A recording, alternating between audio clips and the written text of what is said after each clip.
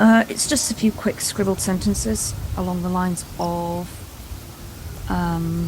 this may not be the time.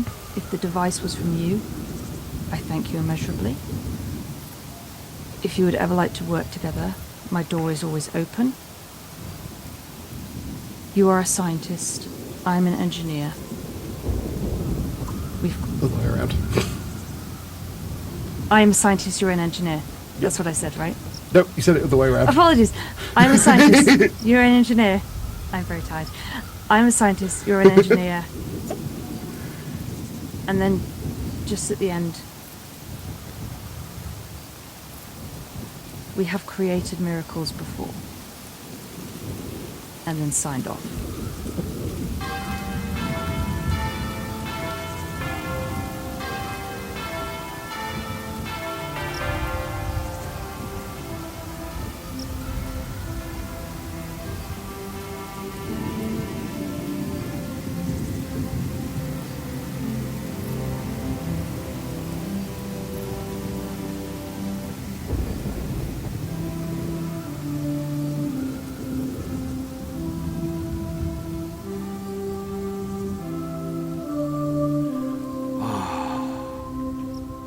Thank you for that, Tristan. I'm so grateful to you for not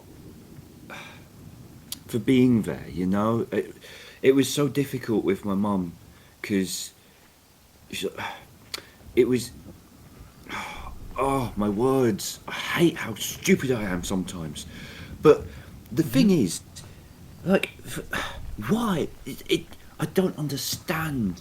Like, people age and their bodies fail them, and it's not fair, and it's not right, and it's worse when they don't even get to fulfill their potential, and their bodies break. Why? Why does that even happen? It's not fair. Precious few of us have ever been able to fulfill our potential. Even then, it's a question of circumstance, but bodies are amazingly resilient until they're not. I look at myself, I look at you, and I see muscle and sinew and bone, and then I see that little thing underneath of us, and I don't know if there's such a thing as a soul, but I do know that there are patterns inside of us. Little electrical impulses that run along the nerves. We are... Electrical? Yes, electrical. Have you never... Oh, I'm sorry, that might have sounded rude. I just mean... Not at all. There's so many things that I wish you had gotten the opportunity to explore more fully in your education, Edmund. Me as well. I mean, I've attended, so I haven't told anybody this, but when I was trying to find out what happened to Dr. Ceres, I attended a couple of lectures at a medical school. But yeah, I snuck in and I attended a couple of lectures, and it was fascinating, and I didn't understand nearly a quarter of what they were saying, but it was so interesting when they were talking about the way things work. But they never talked about electricity in the body. Yes, that's... I mean, it's the whole concept behind what happened in Miss Shelley's accounts. But, no, inside of you... Inside of you, the rhythm of your heart is electric. The impulses inside of your brain that run across the tiny filaments inside of you, inside of those nerves, that's electricity too. It's all energy and pattern, and maybe that's the soul. So, forgive me, this is maybe a bit grim, but is that how the spring-heeled jacks were working then? I mean, you would probably have to... Must have been. You would probably do better to ask Dr. Rice with that, but as far as I understand the principle, yes. They were electricity with electricity, the brain with the mechanism. That's so strange. That pickles my simple mind, it really does. Hopefully I not mean, like the don't get Spring me Hill wrong. Jacks. Well, indeed not. But it does fascinate me. I mean, we really are walking marvels, aren't we? I mean, goodness me, that sounded so arrogant. Please do forgive me, that's not what I meant. What? Oh, goodness, no. Unless- Oh, no. Edmund, unless you're implying that you're the Lord God, our creator, then I don't think saying that humans are marvels has any hubris in it at all. Oh, thank you for your understanding, of course. And goodness me, no, Father Nathaniel would hate to hear me say something as ridiculous as that. So, no, of course, that was not what I was saying. But goodness me, it is a fascinating subject. I don't suppose I could bother you to point me in the direction of some books when you have a moment, could you? I don't have any on Even if hand, it's but I just could make some quick a list. inquiries. I still have That would some be- colleagues. Yeah, I'd really appreciate that. I think it'd be useful for me to just to understand, you know? That's what we're all trying to do, Edmund. Thank you, Tristan. I really do treasure your friendship. And I yours.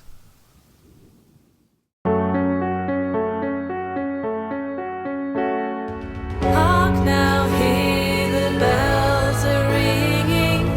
Hark now, hear the dovetails singing. Hark now, hear our fates entwining.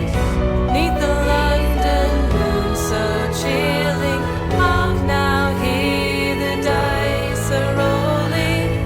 Hark now, in the fog we're tolling.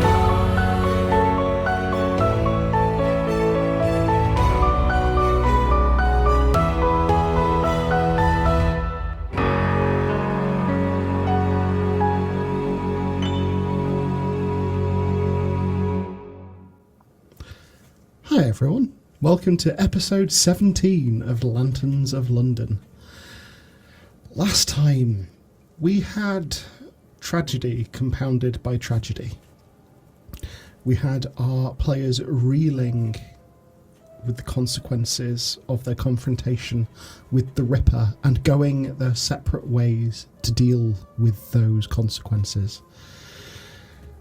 Our doctor, Oliviera, has absconded in the night, leaving letters for each of our other protagonists to say that she has gone to Carfax Asylum to confront those responsible. Edmund is locked away in his workshop.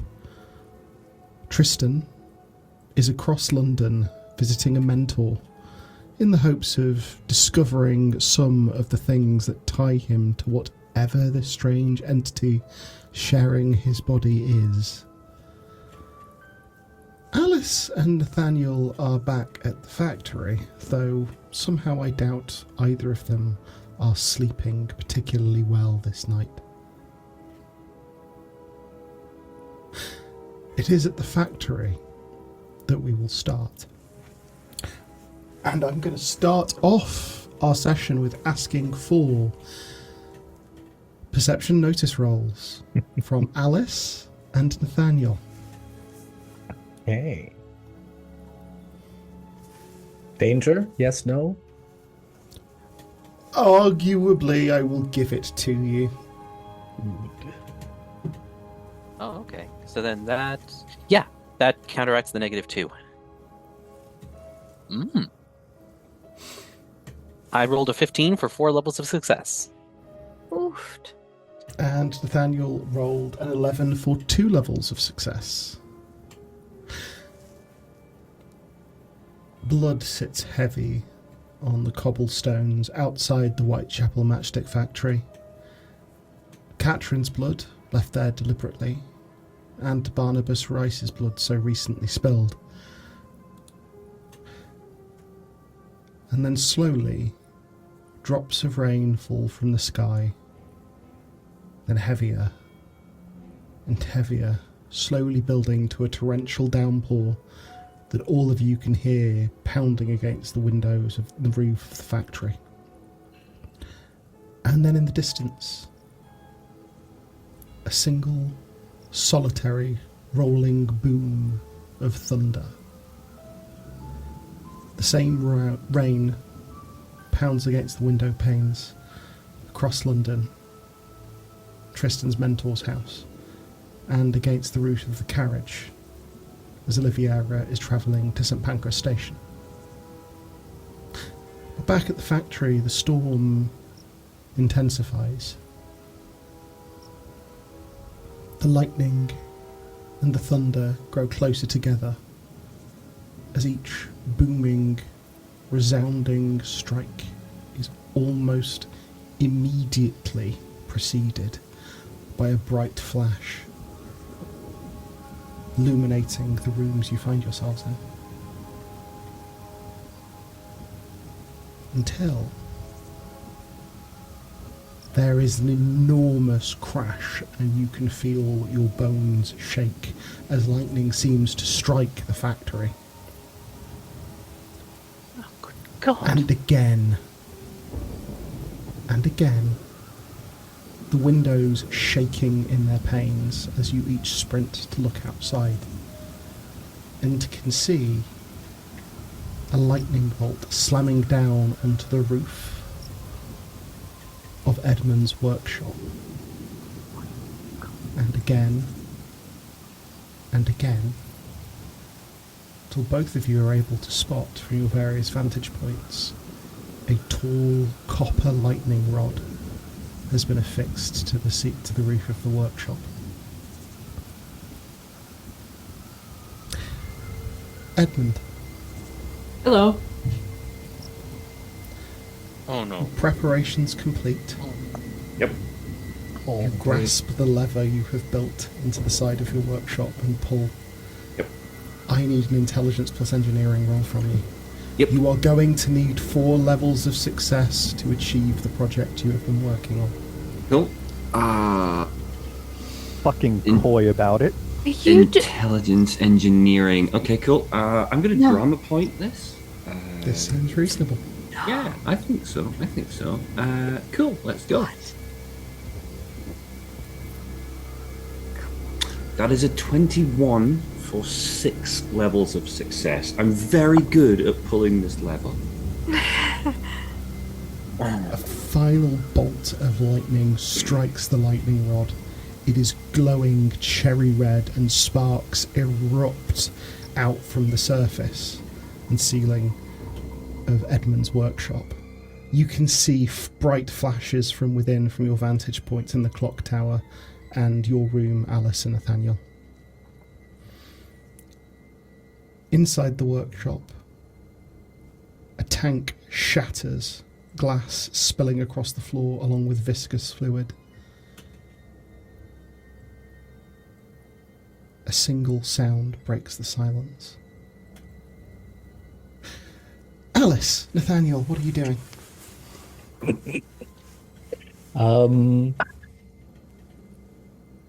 I think as soon as the lightning kept striking the roof, I think Nathaniel would start moving and grab all 3 of his guns, put them in their holsters, and just start running downstairs. As soon as Alice sees the rod, she's gonna do the same, except she's just gonna grab her saber. Okay. I need another perception notice roll from each of you. This is not to notice danger. Okay.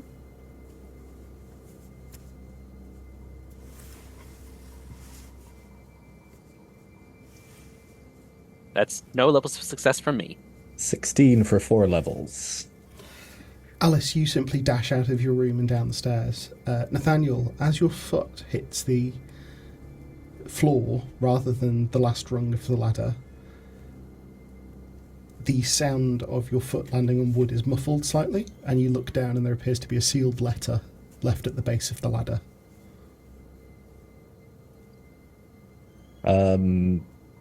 He'd grab it and... does it say anything on it? It just says your name on it. He'd rip it open and try and read it as he runs. Make me a dexterity acrobatics roll. Good thing I invested in acrobatics. 11 for 2 levels of success. You managed to somehow run while getting the gist of this letter. It has been left by Oliviera saying that she is heading to Carfax to confront the people responsible for everything that happened that night. As soon as the meaning of the letter hits him, he's going to stop for just a second, then stow the letter and keep running. Okay. Alice, you barrel down the corridor to the back door, just in time to almost bowl Margaret off her feet, managing to just stop yourself. You're sort of coming out blurry-eyed in a nightdress. What is going on? I don't know, but I think it has something to do with Edmund and possibly mad science. That sounds about right. And she follows you to the door. As Nathaniel, you come sprinting down. You've got longer legs. You've made up the space, space a bit faster. And you are able to reach the back door. The rain is still pouring down heavily, but the lightning seems to have stopped as you look across to the workshop. The windows are now dark. All of the electric lighting appears to have shorted. Not surprisingly. All right, we'll just head up and, well, Alice will just head up and just start knocking on the door. It's like, Edmund? Are you all right in there? Edmund, you can hear someone at the door. From within, you can hear Edmund and it sounds initially like he's crying. And as you listen, you realize it's not. It's actually laughter. And he's laughing. And then when the knock on the door happens, it pauses and you hear him get to his feet. And his voice gets closer to the door. And he's not saying anything, but as he's walking towards the door leisurely, you can hear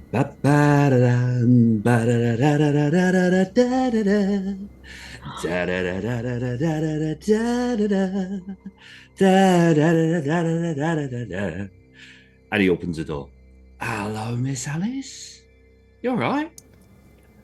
Before we go any further, Nathaniel, would you have crossed the courtyard as well behind Alice? Yeah, definitely. You both, Miss young Miss Alice and Father Nathaniel. Hello. You all right? They're both drenched. I was going to ask you that question. I am the lightning. peachy keen. Yeah. Oh, that's all good. It's all good. I realise it's got a bit dark. I will get that fixed. I promise you. Step inside. Step inside out of this pissing rain. Come on. And he moves aside and lets you step in. Might want to avoid the puddles on the ground. Thick fog seems to be rolling across the ground off the sort of... So, actually, you've not been inside here before, but there is a broad sort of floor, and then there's like a mezzanine level that's raised up. The way to access it is via a ladder, and there is sort of a balustrade around the edge. Looks like this room was originally intended for storage, and this sort of fog is pouring off the lip of this mezzanine level. And from what you can see, there do appear to be like a bed on one side, a small sort of I'm trying to think of the word, not boiler, not stove that's sort of set into the wall to provide heat, and then just a series of like workbenches that appear to have lots of things. There is also what appears to be some sort of machine, which from where you can see the wires appear to be going up to the ceiling where the lightning rod would be, and it looks to be essentially a large metallic tank with a glass window that appears to have shattered and seems to be the source of the fog that's rolling everywhere. I understand if you feel this is not my business, but what on earth were you doing in here? Why did you need the... Well, it's funny you should mention that. Oh, and it's a shame, yeah, so Dr. Rice left me a letter, which gave me an idea. And I've been, I don't know what the phrase is. Well, That's ruined that surprise then. Come on then, out you come. There is a uneven pattering sound that comes from the mezzanine level, and then something comes out of the fog. Take it easy now. And Careful. it goes to sort of tread down the ladder, and then slips and tumbles, and then lands with that. Sort of gets up and shakes itself. It walks towards you, and as the fog clears, you can see Skip. Well, the eyes are Skip's. The upper jaw is Skip's, but the rest of it looks like a patchwork made of other dogs. See, he's got a bit of a problem with his local, what's it? His motion, his movement is a bit difficult at the moment, you see, because he's not used to these particular set of legs are not his own. So I had to, work with what I had available to me, and yeah, he's getting better. He's moving around a little bit, and it seems to be working. So all good. How are we doing? And he's got that familiar manic eye and manic glint in his eye. The creature comes over. He's uneven in the way that he is walking, but he is able to move himself with relative. He does seem to still be sort of figuring it out, but he's able to meander over in your direction. And as he gets closer, he looks up at Nathaniel. The tongue that's lolling out of his mouth is too long for the jaws that currently contain it.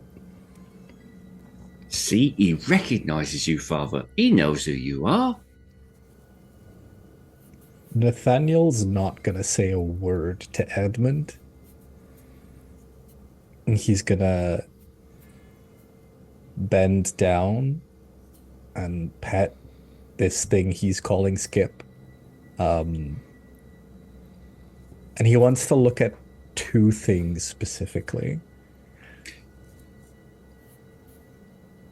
As you bend down to stroke him, Edmund's going to lean in as you do and say, God gave him back to me, Father.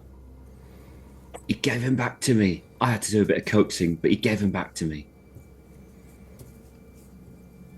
He's ignoring that for now. He does not look happy, but he's putting that aside. Oh, God. Exactly. He wants to look at two things. Is Skip in pain right now? Make me a perception notice. You may add 2 for animal empathy.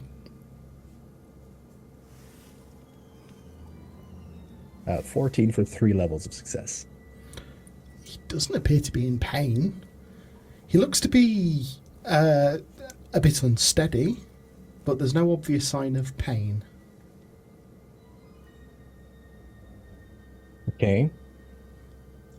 And oh God, how am I going to put this?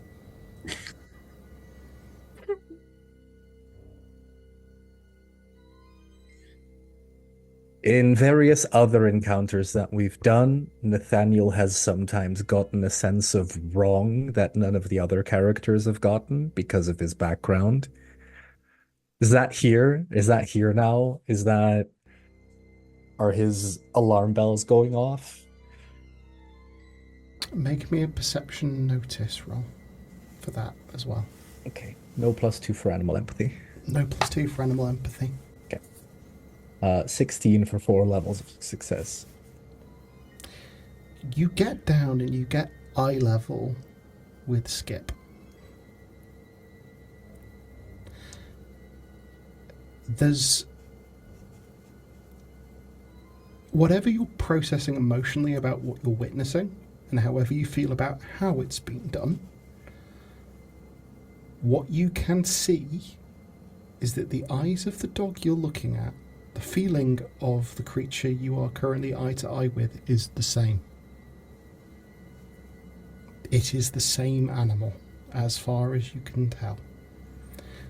Beyond that, and anything else you would need longer to observe. But Edmund is right. He recognises you. He is gonna carefully and gingerly pet Skip. Watch his stitches, they're still fresh. There might be a bit of oozing, but it should be fine. There is a dampness to the fur, and the fur has different textures as your hand moves across it. But he reacts by sort of snuffling at your wrist in much the same way as he used to when you pet him, though now occasionally this slightly overlong tongue will slap against the flesh of your wrist in a way that is disconcerting. Why'd you have to make it worse? It was already bad. Hi, I'm Xander. Have we met? No, but this time the two of you are colluding, and that's not good. What is it with you and tongues? They're Most, very moist and therefore terrible. most wet noises that come from Xander are bad. Tongues, fingers, moisture, no. I said no. most. Why would he? Why would he not horrify us with a muscle that can produce its own wetness? Oh, Exactly. Anyway, once my he's done God. petting,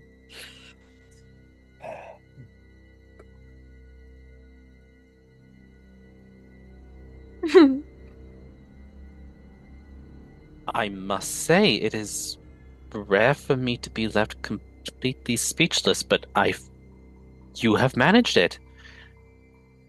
I don't. Nah, it's all good.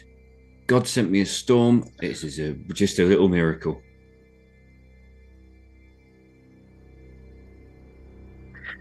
Indeed.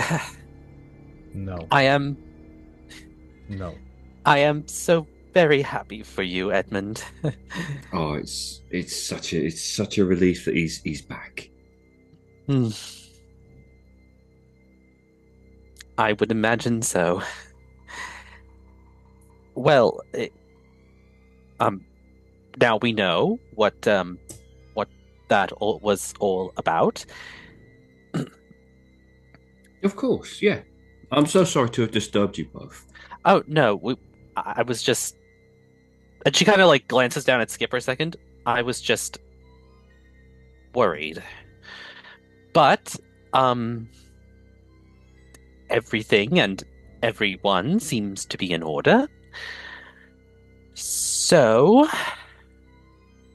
I think perhaps myself and Father Wolf will return to bed. Of course, You spend some time reacquainting yourself, and we will talk more Certainly shall. in the morning. Wonderful. That sounds like a really good plan. I like it. Excellent. Thank you both. I'm so glad you're here. As is Skip. Well, we are both very pleased to see him again. We were not the same without him. If you will excuse us. Of course. And he'll let them go and quite happily close the door. anything more from Nathaniel before that happens? No, I'm actually glad. I was gonna make a huge stink, but I've reconsidered. When we go back into the factory, though, he is gonna slam that door. Yeah, the literal second that the door closes, Alice is just, oh my God, what in the? No. What on earth are you two talking about? What's he done? Are you quite certain you want to know? I asked, didn't I? He has. Have you ever read a novel called Frankenstein? Do you mean the book, the one that Mary Shelley wrote about that doctor over in Europe? The very same. Oh, fuck, he hasn't, has he? He has. We saw it for ourselves. That is precisely what he has done, except, well, it's not that he was trying to create life so much as he brought it back. I'll, I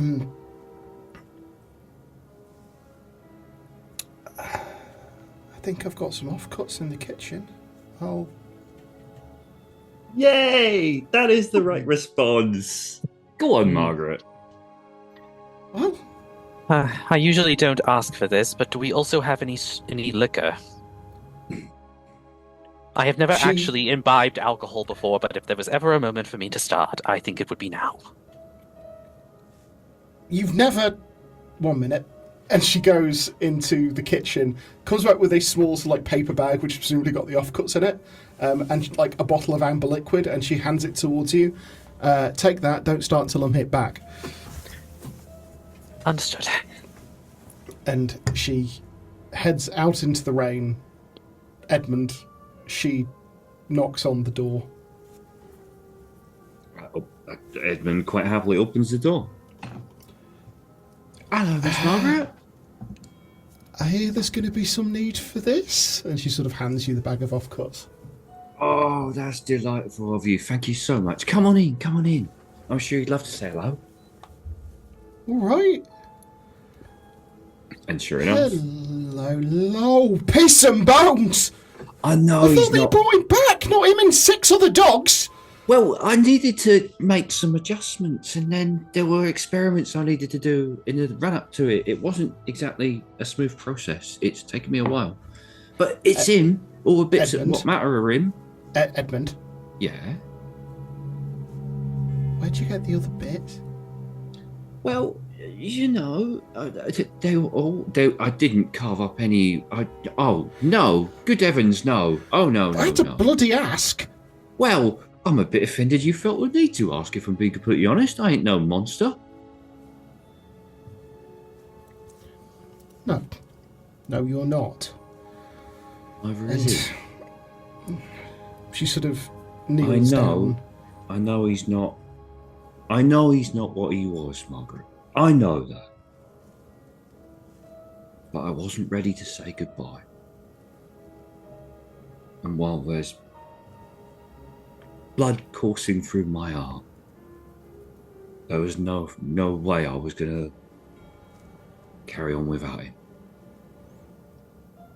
She reaches down and you can see her sort of thoughtfully stroking her thumb across the part where 2 different pieces of fur meet.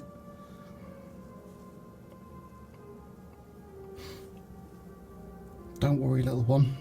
You don't get to be my age without being pulled apart and put back together a few times. I relate. Thank you. Don't you thank me. For the avoidance of doubt, if anything ever happens to me, I want to stay where I go. Oh, I never... Oh, God, of course. Yeah, uh-huh. Yep. He won't even meet your eye at this. I would never. On my word. You're a bright young man, but you make sure your reach doesn't exceed your grasp. As you say, of course.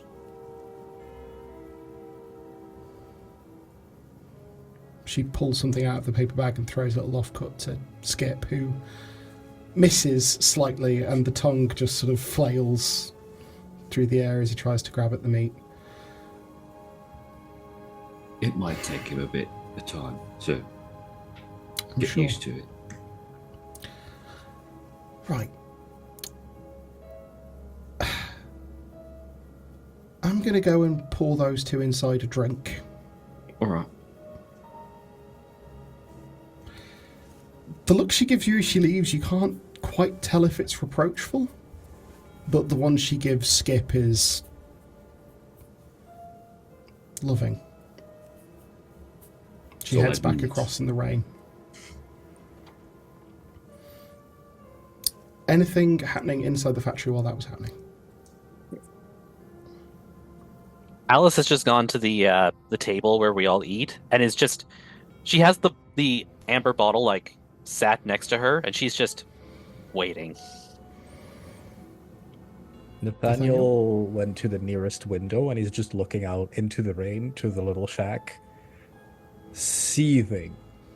Like the last time Oliviera did the thing with the brains, it's the same feeling. This is no, this is not good. No.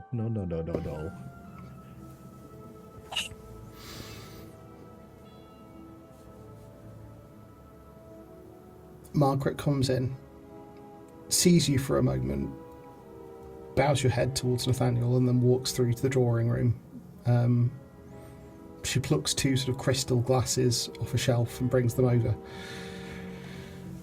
Right. She sort of pours a couple of fingers worth of whiskey in each of the glasses. Now, with this, you're going to want to sip it, and she sort of just like walks you through drinking whiskey. Mm-hmm. Alice is going to take one sip and then just.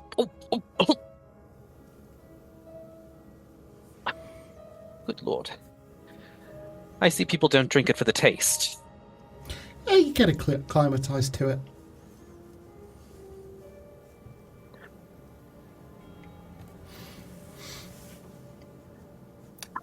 Meanwhile, I have one more thing.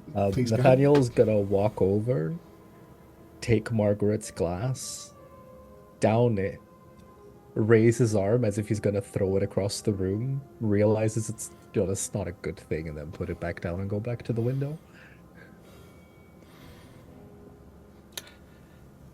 Would you like to sit and drink with us, Father? No, that was a bad idea. I don't think I'll be doing that yet.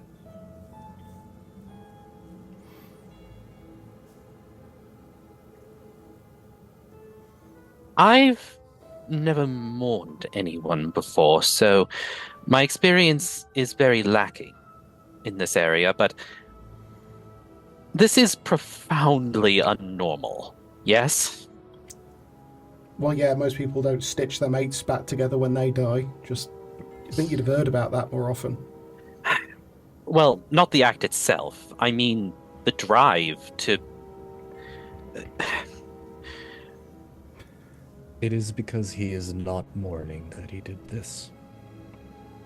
He refused. It's because he's lost more than most, I'd say, love. And he chose not to lose again. We don't have to accept the decision he made, but let's not go laying intent where it doesn't belong, Father. He's your friend.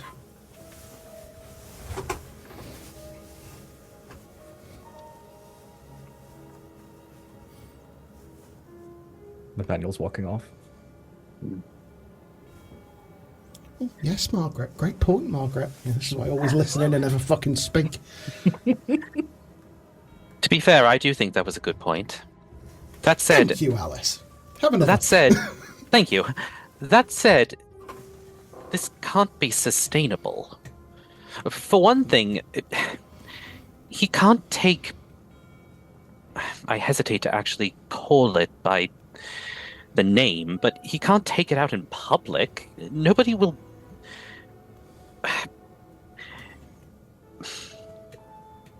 It would have to stay here, away from every public eye forever. I've seen worse looking animals than that in Whitechapel. Hell, I've seen worse looking fellas than that in Whitechapel. Hell, I may have even... You know what, never mind. But...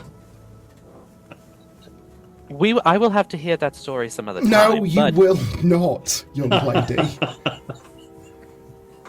I am not going to be responsible for you learning the last sin that you've not come across yet. Well, I'll have you know, just because I have not experienced it doesn't mean I... There was a novel that one of the girls smuggled in when I was 14. I know the basics. I don't know much more than that, but... You know which end to hold? Proverbially, yes. Although, may I be blunt, bordering on potentially crass and vulgar? Not in my experience, but give it your best shot. From the bits I read, I cannot help but think that certain aspects of the novel were exaggerated. At least I sincerely hope they were. But regardless, we have strayed from our original point. Quite far, I'd say.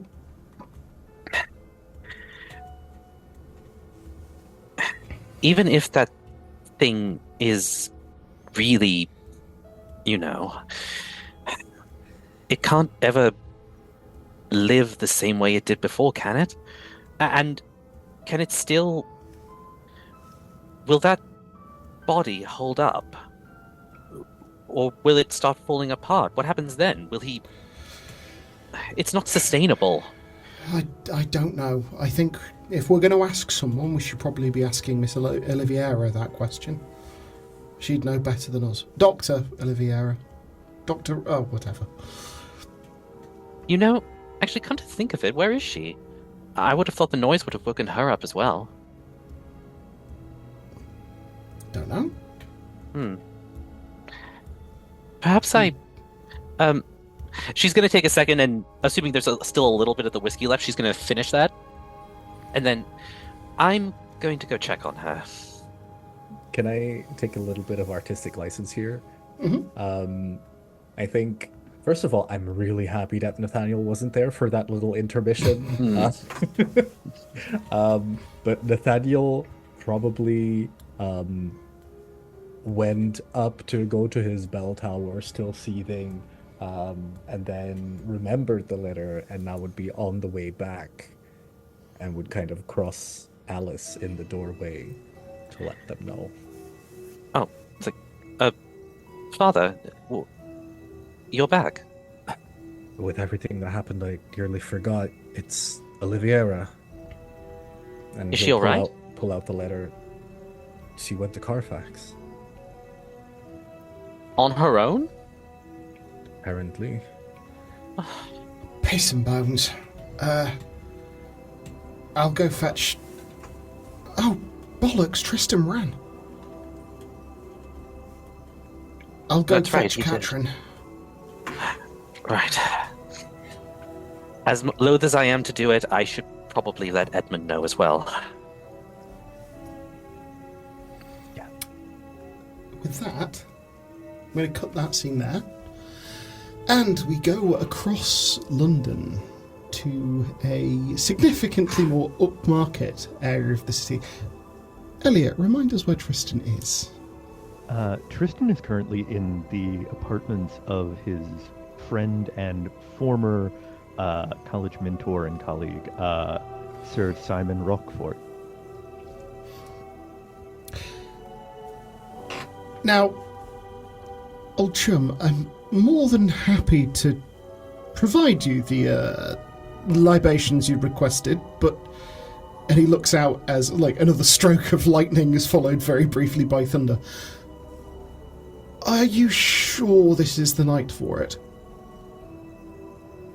Simon, I don't think or anyone has ever been more literally in need of soul searching.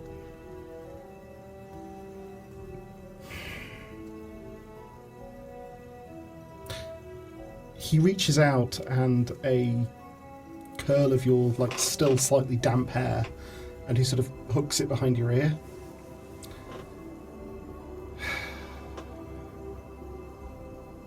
Fine. I know better than to try and talk you out of something once you've made up your mind. I'll sit with you. It's appreciated, Simon. With that, he steps away to the kitchen to go and prepare whatever tincture it is that he's going to be sharing with you.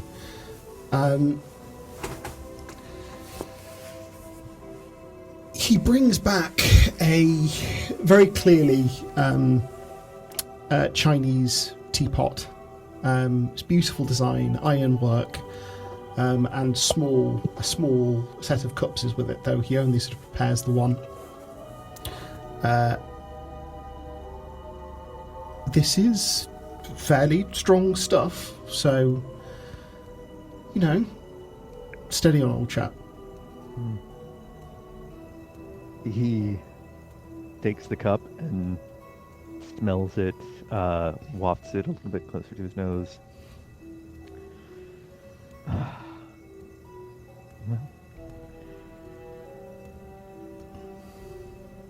thank you for enabling one more potentially disastrous decision in an entire lifetime's worth of them. And then he downs it in one go. Oh, why does it always have to taste so musky?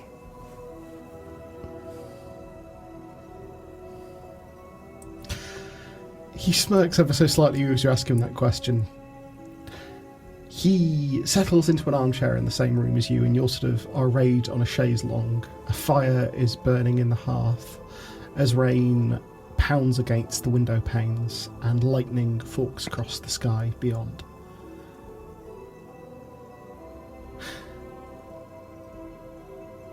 It's minutes before you start to feel the initial effects. Simon has lit a pipe, and the tobacco smoke curls against the arsenic green wallpaper of his apartment. And in the flickering of the firelight, the smoke takes on the hue and texture of an early morning mist. And the green of the wallpaper resolves into the shifting green of a forest canopy. You can feel the crunch of dry leaves underfoot, and smell the scents of the wood near your childhood home in the early morn of summer. You feel the warmth of the sun passing through the shifting leaves overhead, and your perspective is so much closer to the ground than it is now, as you remember the perspective of childhood.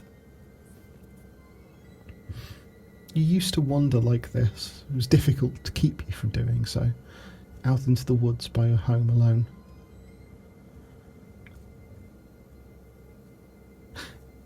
Why you remember this day so clearly that you can remember it with this vividness is unclear to you. You see your much smaller, still pale fingers trace along the moss of a tree trunk and catch out of the corner of your eye what you had always taken for stones leaning against each other. For some reason this time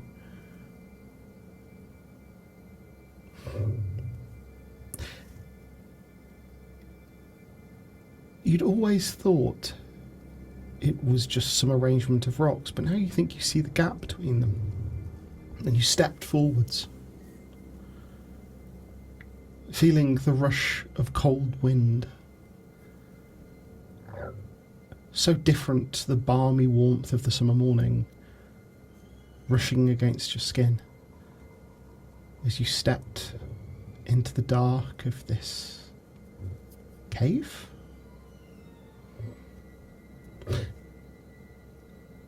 As the darkness closes around you, your vision shifts You are no longer merely standing, but sat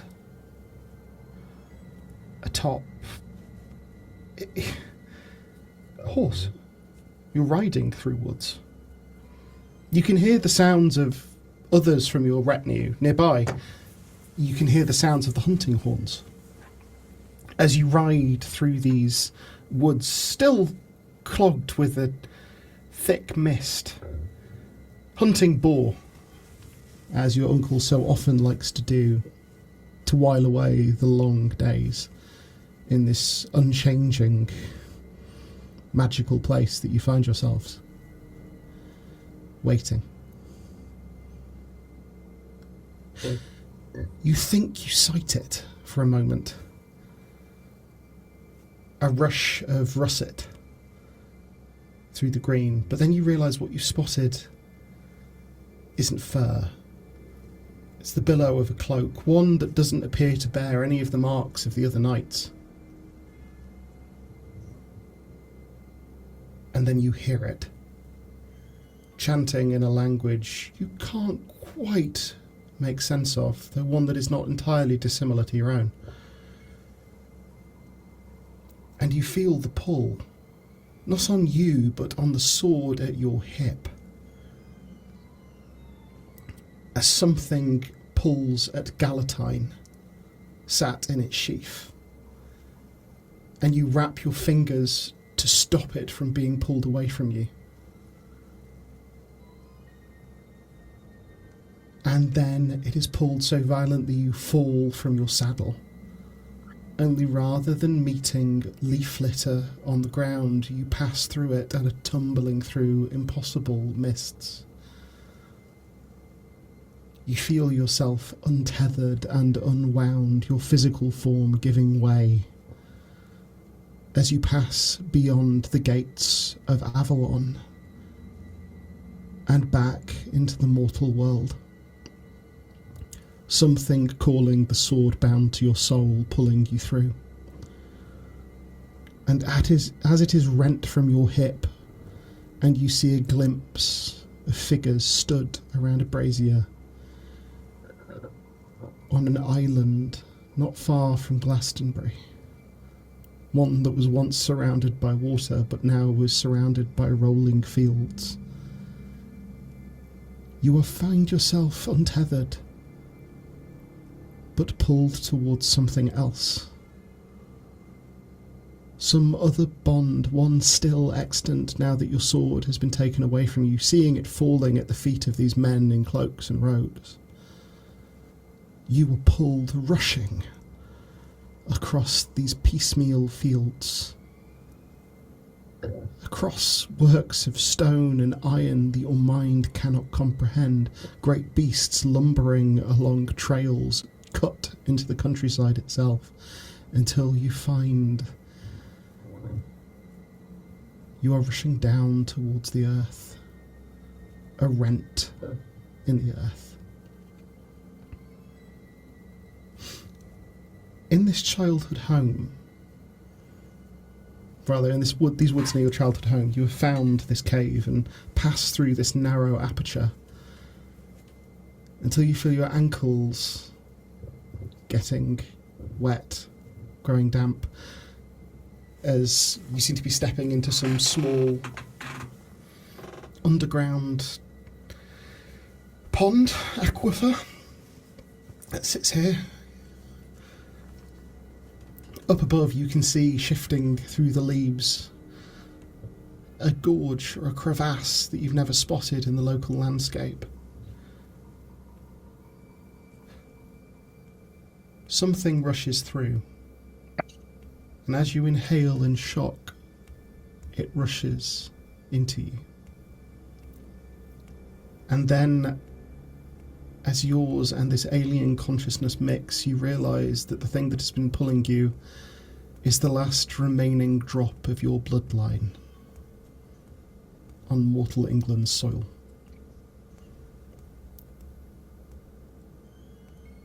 You look down into the pool and see a young boy, black hair curling around his ears, his eyes glowing your impossible icy blue.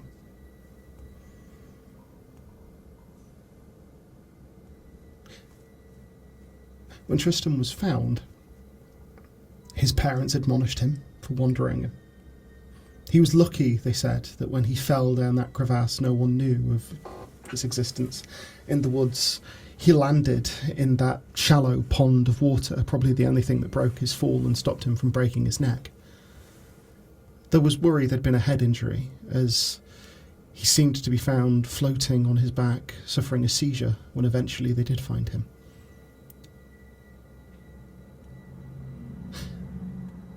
The fact that his personality changed after that was attributed by the doctors to the seizures. It's not uncommon. The fact that he became more withdrawn and seemed at times to act with an aged knowledge beyond his years. But in this recollection, in this newfound memory, as you have witnessed these two strands woven together, you find yourself stood, no longer a child but yourself, barefoot, in this standing pool of water, cold, clear, and still, under the earth, and facing you, eyes icy blue, long, dark hair falling in curls around his eyes, his shoulders, wearing a long tabard emblazed with a circular table and a dark sword upheld and bound at his waist by a green sash, is the man you now know to be Sir Gawain of the Round Table, Knight of Camelot, nephew to Arthur. Hello, Tristan. Hello, squatter.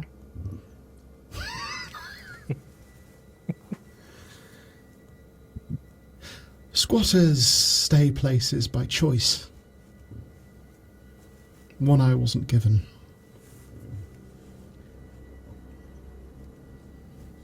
And yet, there you were, all this time. Just enjoying the world through the window of my eyes? Joy isn't necessarily the word I'd use. It's been frighteningly dull until lately. Define lately.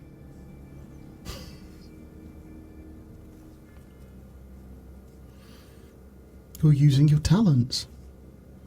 Our talents. I'd say that's a welcome change. Welcome So change would from you. what? I'm in here.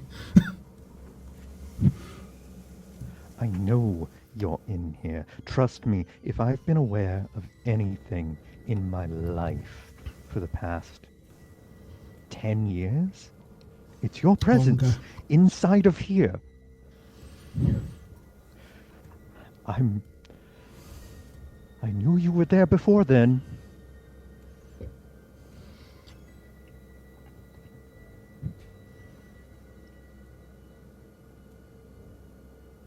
Are you just a passenger? No. It's not as simple as that. I wish it were, but the presence of my soul next, besides overlaying yours, it shaped you. You don't think you just happened to be an expert swordsman, do you? From the day you held a blade, you knew one belonged in your hand. I know that I have always been heir to something other than a pauper's name and lanky hair, but that's not what I'm asking. You medieval remora. Britanno-Roman, if we're being specific. God, is the pedantry mine as well, or is this yours? Is it ours? Do we share it? I think that one might be both our fault. Oh. Well, I blame my mother. How many grands do I have to say before I get close enough to the truth of the difference between your mother and mine? Oh, great. Never thought to count. But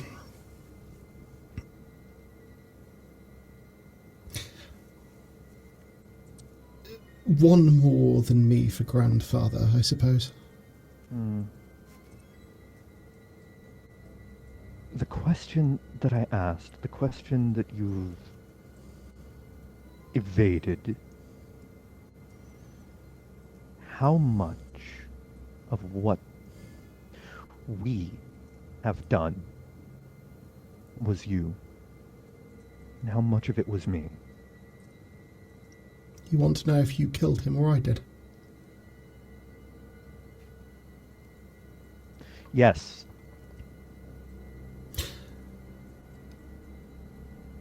The vision twists and shifts, and it's no longer the pool that you're stood in ankle deep, but you're stood instead on rain-slick cobblestones.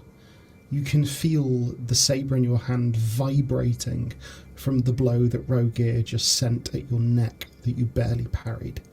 What was meant to be, in your mind, an enjoyable duel, one for some petty offence at this day you can't even remember, became something more pointed, more bloody when facing your rival. You could never remember what happened that day, no matter how many times you cast your mind back.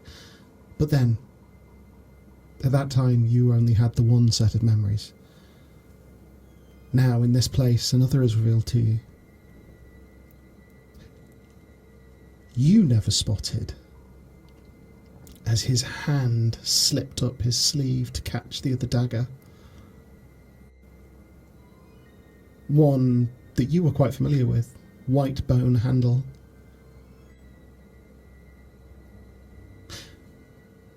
He went to drive it towards your kidney as he swung down with the sword, hoping you wouldn't notice, and knowing you wouldn't have the time to parry both, even if you did. What he didn't count on was your eyes shifting, icy blue.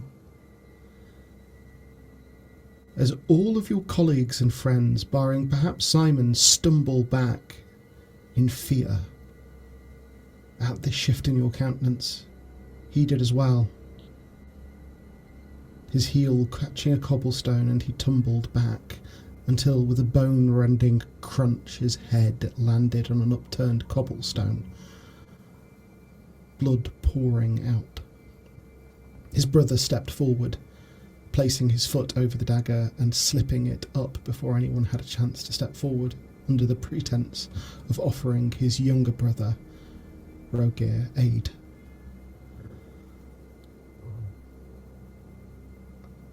He killed himself, as far as I'm concerned. Well, you always thought of it as a murder, didn't you? He still breathes, for what it's worth. You... How can you be so... How can you be so cavalier about this? How do you think? Age? Experience. Death? Oh, good. So, just jaded, then. Who was it who I fought last? Do you recall? Before I sent my uncle, the man who raised me, to Avalon, as I helped kill my brother. I had to look my weeping mother in the eyes and tell Morgana Le Fay that I was part of the retinue that killed Mordred. That killed her other son, the one she always loved more than me. I'm sure your family dramatics are terribly tragic. I've read with great interest, and actually now a few things click back into place. The point that I'm making is that my life was not yours to alter. My To life save? was mine. And I am sorry for that. I didn't ask to be here. I didn't have a choice. I didn't pick you. I was called. It was that or unravel into nothingness, while my sword is out there being used by God knows who for God knows what. And trust me when I say, a device like that in the hands of the wrong man or woman could how spell very the end of impressive. far more than this country.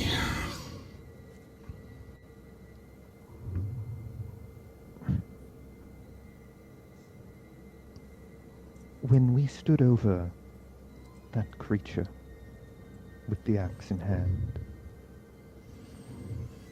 whose hand was holding it?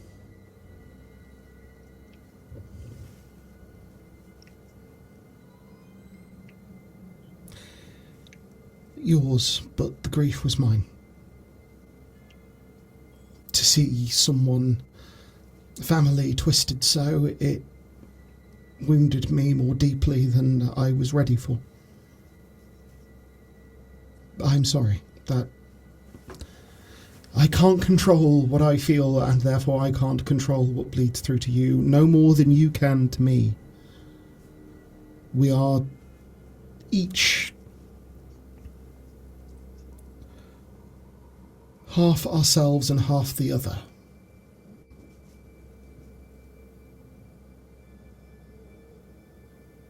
And what am I to do with us now? Knowing this? That should never and is not my decision. I Oh. have lived and I will return Something when not I... your decision. What novelty? That Sorry, is what you I'm- have stated you wish. I apologize. I am, in fairness, quite literally not in my right mind. No, that is one thing I will say, is the drugs have got far better. There is that.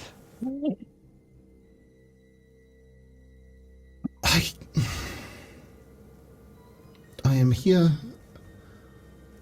I am the strength in your hand when you grip a sword. I am the approbation in your eye when you stare down your foe.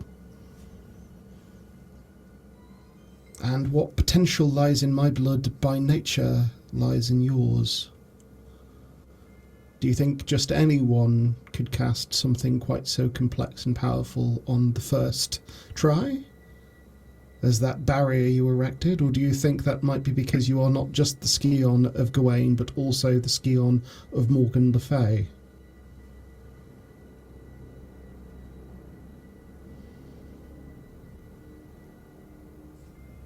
I'm sorry.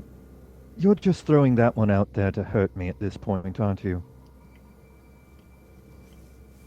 Well, we are very similar.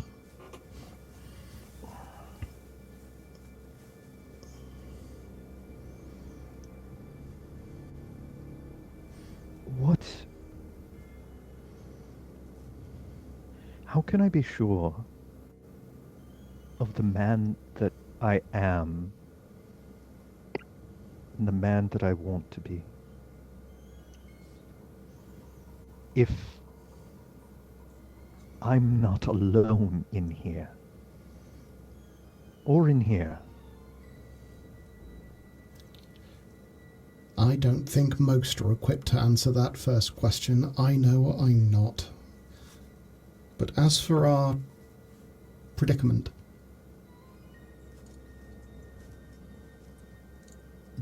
follow your instincts. They aren't just mine, they are yours. You have grown into a man that is not just like me. Some, maybe, some skill, some recklessness, the desire to jump in, the quickness to take offence, I can see those in me, but equally they were already in your blood. But you are who you are because that is who you have chosen to become, and you still have that power.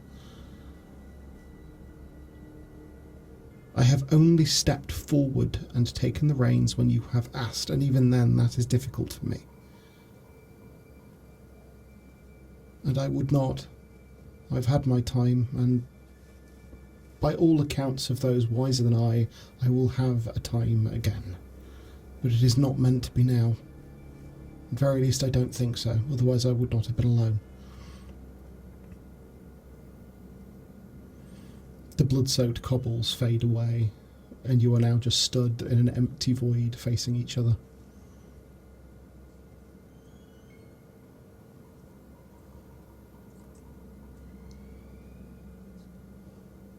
Your sword. Our sword. It's yours by right. As much as mine. Do you know who has it? No. Will it do you some measure of rest for it to be in someone else's hands? In yours? Yes. And for what it's worth,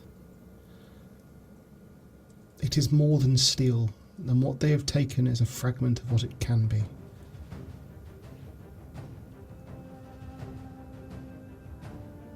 You call it, some shade of it will answer.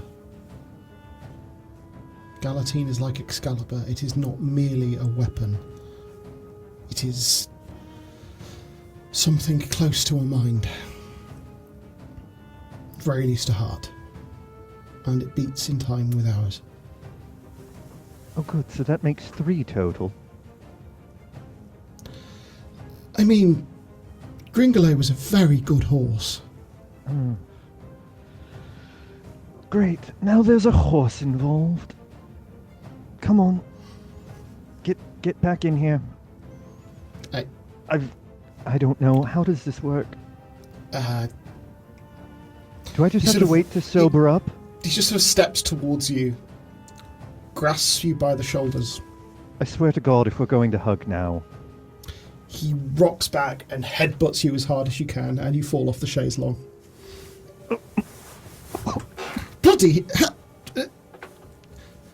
Tristan, are you alright?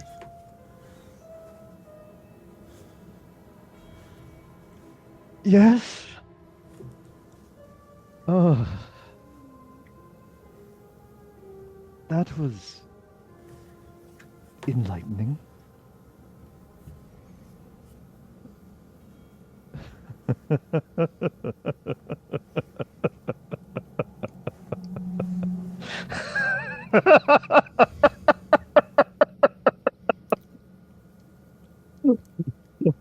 You quite alright, old chap? You're worrying me.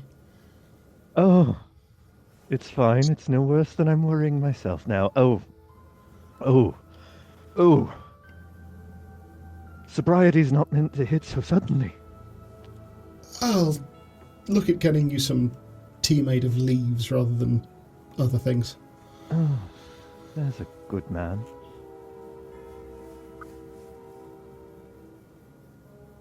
Meanwhile, the carriage carrying Oliviera pulls up at St. Pancras. You manage to dash through the rain towards the station. And getting inside, you can hear far above you, pounding on the the long roof, the rain unrelenting. You can see occasionally panes of glass have cracked and rivulets of water just pour down onto the marble floor of the station. As you make your way over to boards which are advertising at what time the station sending various trains across the country. It looks like you are in for something of a wait to get to Purfleet, as the first train heading that way does not appear to be until 6 in the morning, and you have arrived at only slightly after 5. However, you're able to purchase a ticket from the ticket office and head towards the platform that you will be embarking from. Okay. Is there anything that you're doing or ruminating on while you're waiting?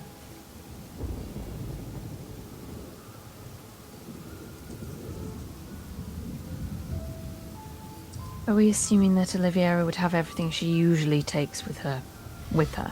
I assume you have your doctor's bag and everything with you, yeah? Okay.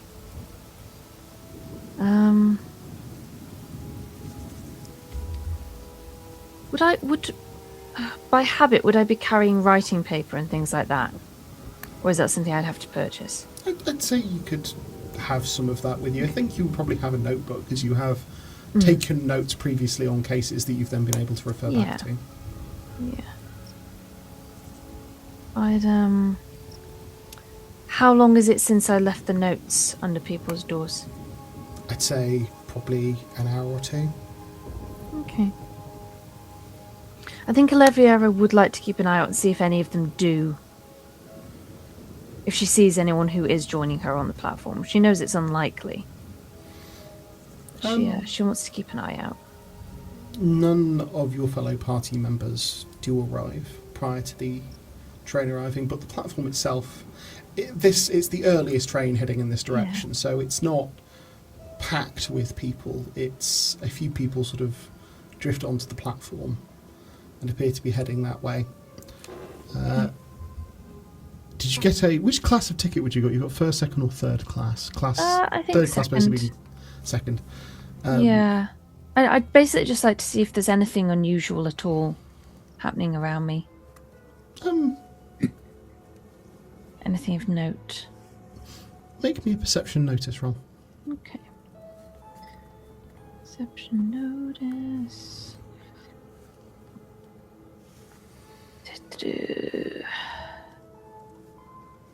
Give me 2 seconds.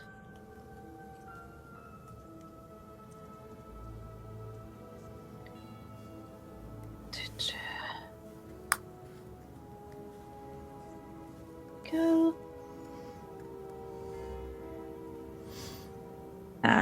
Nothing. That's an 8. Not particularly that you notice. The train arrives. Mm-hmm. You're able to board, and again, it's quite quiet. And most who board appear to board into the third class carriage. One of the person boards into your carriage. It looks to be a young woman, sort of wearing a worker's sort of a working dress, and she dressed slightly better for the weather than you are. Sort of like with a heavy sort of waterproof shawl around her shoulders, and then just as the doors are being closed, a young man dives onto the carriage as well, with a briefcase, and takes a seat on the bench opposite you. The woman appears to be like a couple of benches away. I don't recognise the woman from Alice's previous lodgings, do I? Make me a perception notice roll. I was just thinking that. Just realised I nearly got assassinated. And nothing else has happened since. Perception notice. That's a 17 for 5 levels of success. She's dressed very differently. But yeah, that's Lucy. Oh. As I will say, she doesn't Gut appear to have instinct. noticed you as far as you can tell. Gut instinct. Okay. Olivia. Oh God. How far away is she? Like, would moving She's sat draw attention to kind myself? of almost on the other end of the carriage. She's quite a ways away. And her back is to you, because like she's on the Okay. sort of set bench facing the same way you are. Oliviera would like to take the scarf that she sometimes uses to kind of muffle her nose and her mouth, and has done in past when entering into situations that might be kind of chemically dangerous, or biologically dangerous, and kind of wrap it around. Like, I want to create the impression of like a shroud almost. Just to obscure my almost face. almost like a morning veil type thing. I'm in mourning, yeah. I will say, make me a crime intelligence roll. Okay. Yikes. Okay. Crime intelligence. Oh, I'm on crime dex at the moment. Let's change that. Crime intelligence. That is a 12 for 2 levels of success.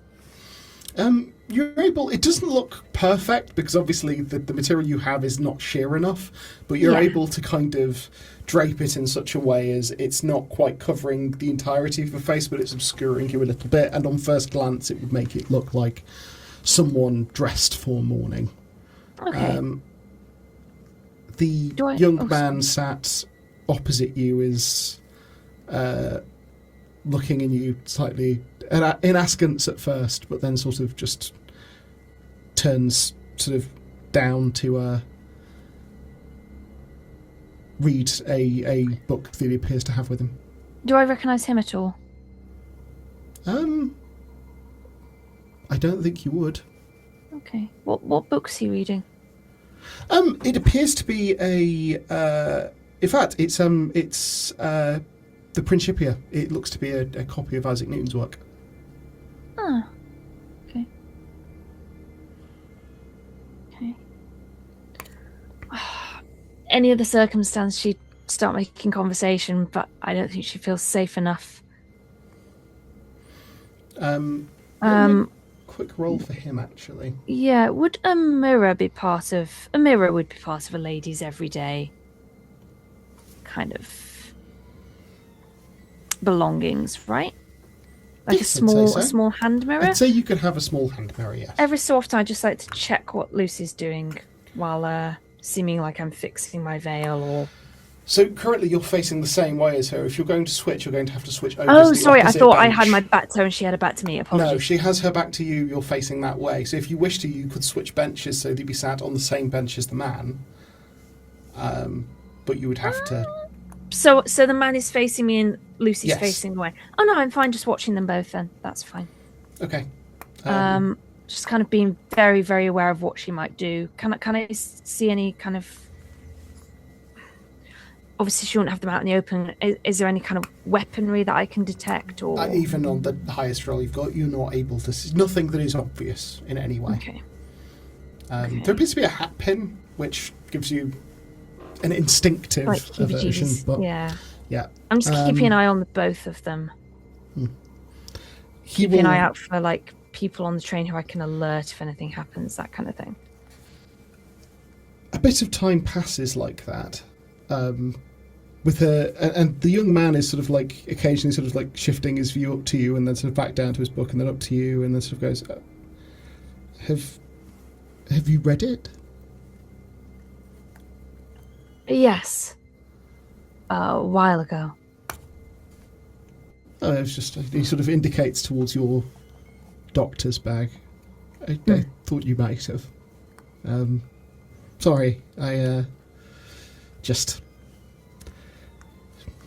A woman of science is a rare thing. Very impressive. You remind me of that, Madame Curie over in France. Oh. And she kind of really ups the RP.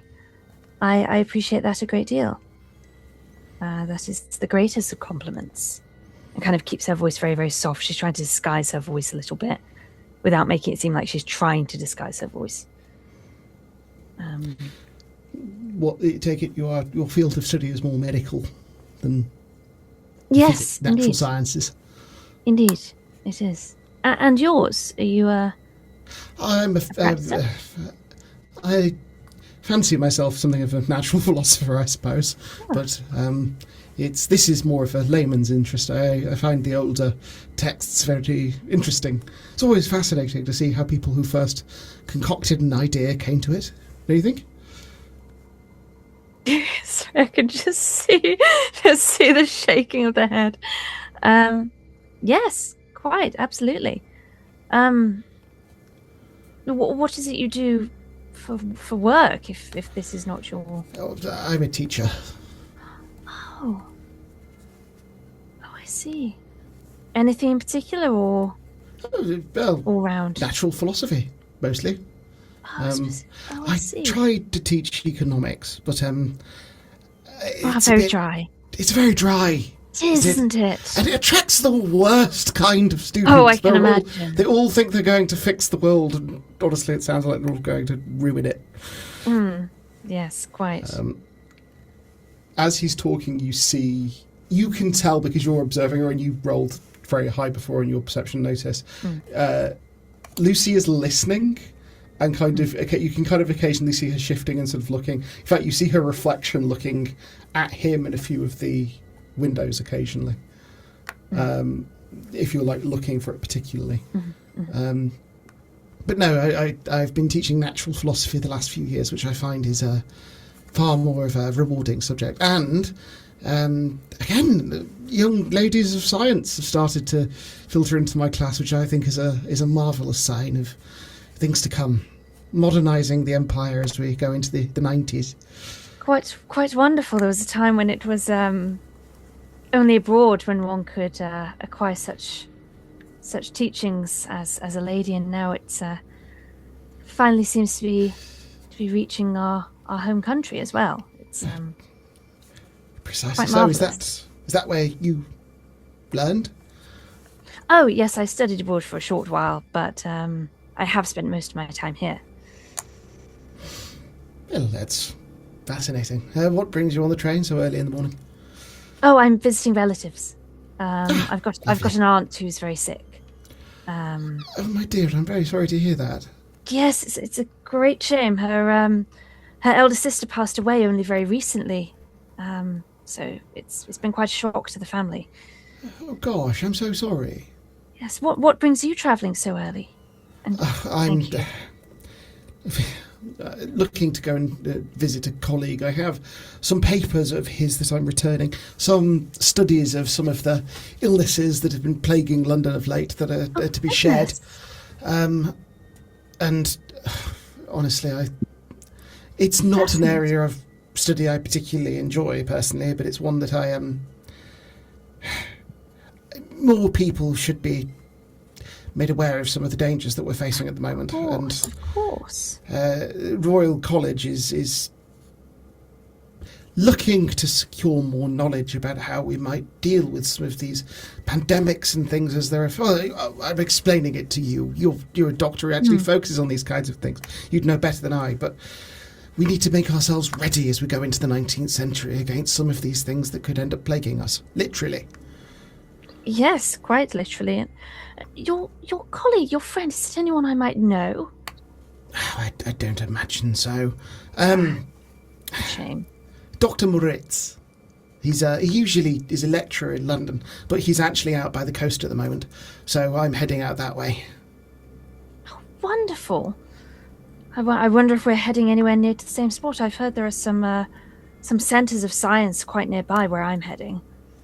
Oh, where is it you're headed? Great sense of industry. I'm heading towards near Purfleet, but I don't believe so. I think I'm headed a little bit further on towards the coast. It's I believe the place he currently is, it's a what's the term? Is it sanitarium? I think it would be sanitarium. Yes, sanitarium. But it's not it's on the coast. It's out towards sort of Norwich way. He's treating tuberculosis patients. Evidently, some of the disease that I've got information on is one that was, similar is at least my understanding. I see. It's quite impressive. I look forward to hearing the results of his research. Yes. Well, and I hope that your aunt feels better. That sounds like a terrible time. Thank you. She was Yes, we did look at some sanatoriums and things for a while, wondering if it would be better for her, but we decided against it in the end. I really, really hope she doesn't relapse as badly as it sounds. Well, with a doctor of your calibre, I'm sure. I think she has the best possible chance. Oh, well, I'll be treating her as little as possible. There are hands far more capable than mine, but thank you. You're modest, but to be a young lady who's got the skills you have, you must be very brilliant. It's greatly appreciated. And you, Mr. Apologies, I never caught your name. Oh, I never said. I'm terribly sorry. James. James Moriarty. James Moriarty. Well, it's a pleasure to meet you, Mr. Moriarty. And you. What was your name? She takes a moment and just a moment. She says,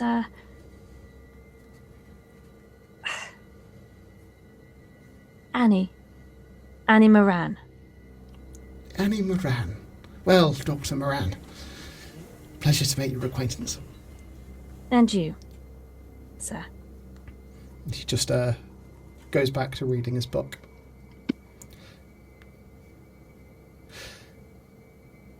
Eventually, you reach your station. Mm-hmm. Before you get up to get off, Lucy stands and walks to the door, waiting for it to draw to a close, or to draw to a stop. As it does, and the conductor comes down and opens the doors, she gets off. Are you getting off the set? Are you going to follow her that end, or are you going off the other end of the carriage?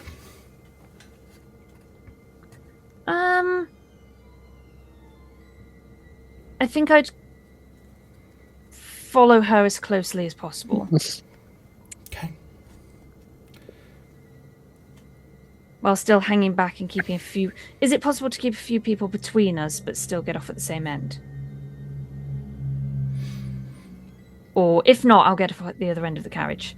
But, it's... I don't want to be like... There aren't enough people that you would be able to sort of... Other So end, you would then. need to kind of get the other end if you're going to... Other And end. it's behind... So if she's going to the entrance of the sort of the way off the platform, you behind her if you got off the other end of the carriage. Other end, then. Yeah. You get up and sort of head to the end of the carriage, and as you alight, you turn back to see inside the carriage. For a moment, the man raises his hand to you as the train continues on. Okay. If you're going to be attempting to follow her, I'm going to need a crime dexterity roll from you. Okie dokie. Good lord. So I need to change it back from intelligence. There we go. That's a 12 for 2 levels of success. Okay, I'm going to roll something for my own. Ah. Thankfully, the other roll has a negative 12. No, she's been taking her meds. Retroactive drama point, maybe? I'd consider it. What do you want to do?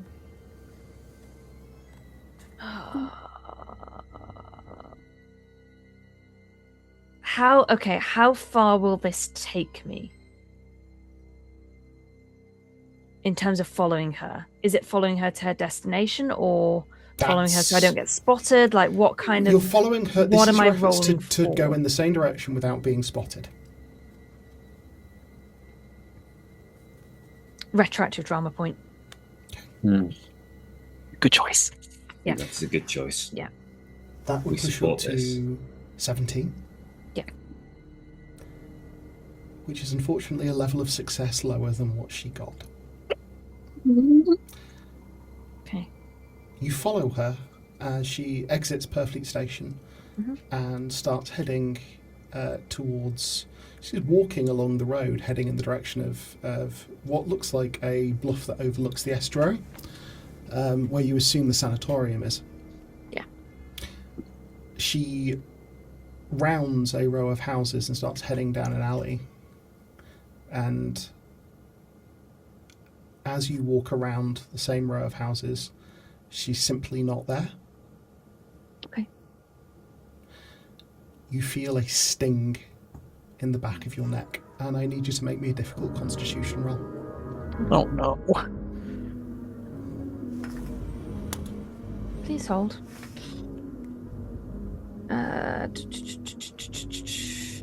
Pause. Difficult.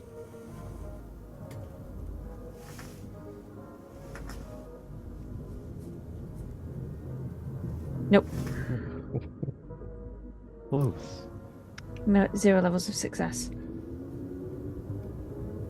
As you sway and the world begins to shift around you, you feel your body collide numbly with the wall of the house on the end of this row of houses as you slowly slide down it. She comes down the drain pipe above you and lands softly on her feet and smiles down at you. Hello again, Dr. Rice. I think we're going to the same place.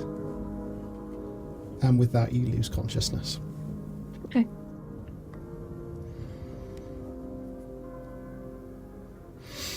This is weird, Xander.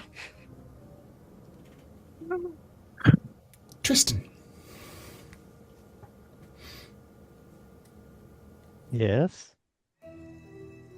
Once you've been fed and watered, it is now getting towards, let's say, 6, 7 a.m. Are you intending to stay, or are you intending to head off now that you've had your enlightenment? Enlightenment. Tristan kind of gets up and he rolls his neck out and he stretches. Is Simon in the room? Yes, Tristan, that was Simon asking the question. Oh, okay, sorry. Yes, I believe I should be heading out. I don't know if you'd believe it, but I have some people in my life who might make worse choices than I do. Or at least more interesting ones, which... I would like to meet these people at some point. You also are a man of great mistakes, he says as he, takes Simon's hand and kisses it. You would know, being one of them. Oh, but a wonderful mistake, I'm sure. He meets your gaze in a way that silently asks consent before he moves in and kisses you, not particularly lasciviously on the lips. Yeah. Oh.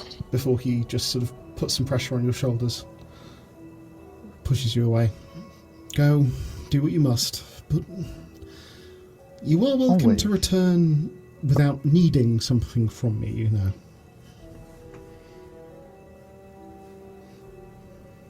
I do Or sometimes needing something don't- from me, that's also an option. I do hope you know that this... If I was searching for answers or for comfort, just because you could provide one doesn't mean that the other was any less intentionally sought or dearly appreciated. And I appreciate you as well. But you have a look in your eye, which I recognise. So, go and do as needs to be done. And so I shall.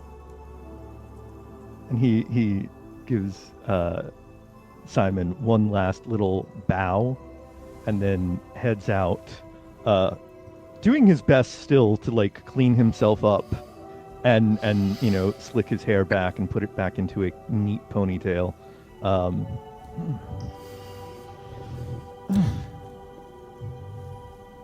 You're able to make your way back across London to the matchstick factory. Presumably you're able to flag a cab down and get there relatively quick. As you do, there is a bent, blackened, and ever so slightly warped looking lightning rod sat atop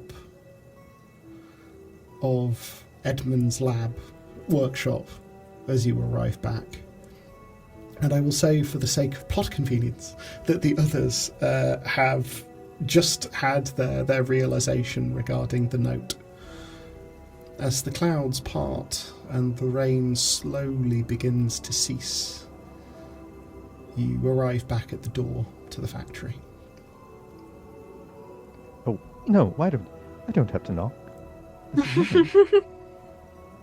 Oh, he just goes in now. He might still be slightly out of it. Yeah.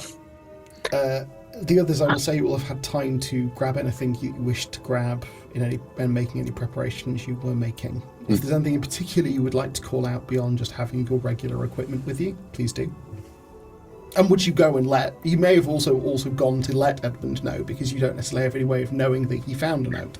Yeah, Alice was going to go let him know right before the scene changed, so Go for it. I figure she would have just knocked on the door and been like, "Pardon me, Edmund, sorry to interrupt once more, but I have something I need to let you know." Of course. And she's just gonna, with his consent, open up the door and just be like, "We found a note from Dr. Rice." Oh, It seems yes, of course. Oh, how stupid of me to not realise. Yes, of course, she was heading down to Carfax. She left a note under my door. I'm so stupid. I'm so sorry. I was distracted by my work. Yes, is Skip around here? Is he still with Edmund, or is he somewhere else?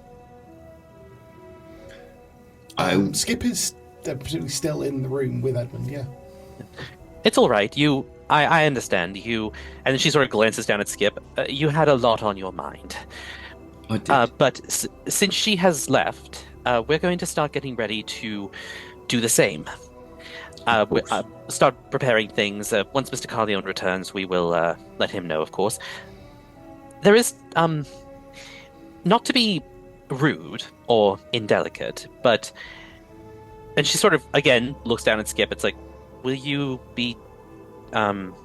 he be coming with... because, not that I wouldn't love to have the little fellow along, but this only just happened, and, he does look a bit unusual now to the eyes of people who don't know better. Oh, come on, Miss Alice. No, Miss Alice. Let's not be unkind with our words. I But was also, trying not to... let's be honest and direct. He looks like he's been through a meat grinder a couple of times, doesn't he? Oh, I am not a scotch. stupid. Yes, I am not. a scotch. I am not. I know. blind. I would never assume that you were. It's I fine. was. It's not a problem. It's absolutely fine. I'm thinking that I've got enough material that I can give him a little bit of a coat, and that will make him at least not as offensive to the eye. Sorry, Skip, as he is at the moment, and it will make perfect sense in this weather as well. So it'll be fine. Good. That was my only real concern. Everything else, I'm certain you have perfectly in hand.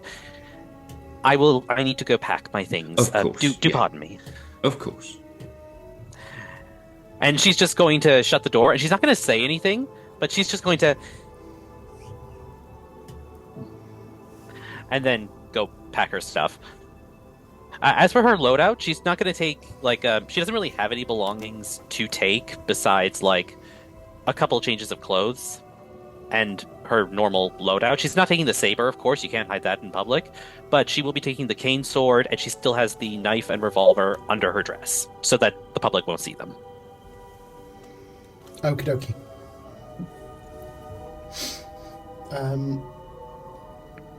In terms of Edmund, Edmund is simply going to pack his last remaining bright wisp, and armor for Skip, and the aforementioned scraps of cloth that he can pull together to make kind of a makeshift coat for Skip, so he can be out in public without too many sideways looks. Understood. Nathaniel. He's wonderful.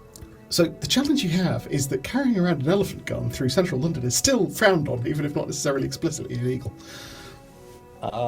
He's gonna wrap both of his guns in part of his bedding to create a large, just a large rectangular piece of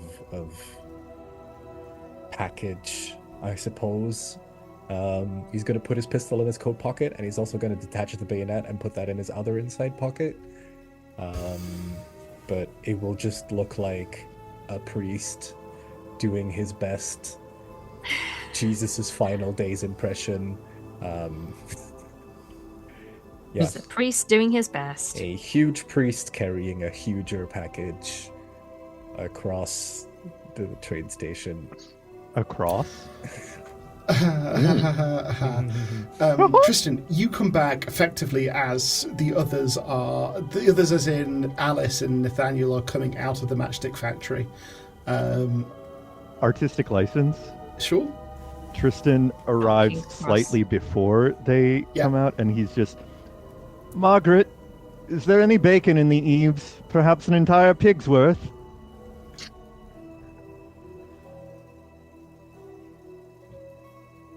I could go for some bacon. I could go for some bacon. Actually, it's what? He looks around, I'm guessing, and sees people milling about for things. Yeah, she's still drinking the whiskey. Oh fuck! You got fucked up as well. Oh, how many fingers have you had? That's a very personal question.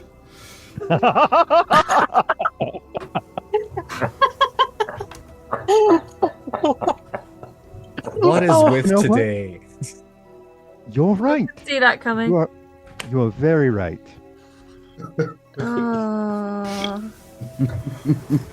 My mum watches this anyway. I so thought does that mine. was Margaret for a second.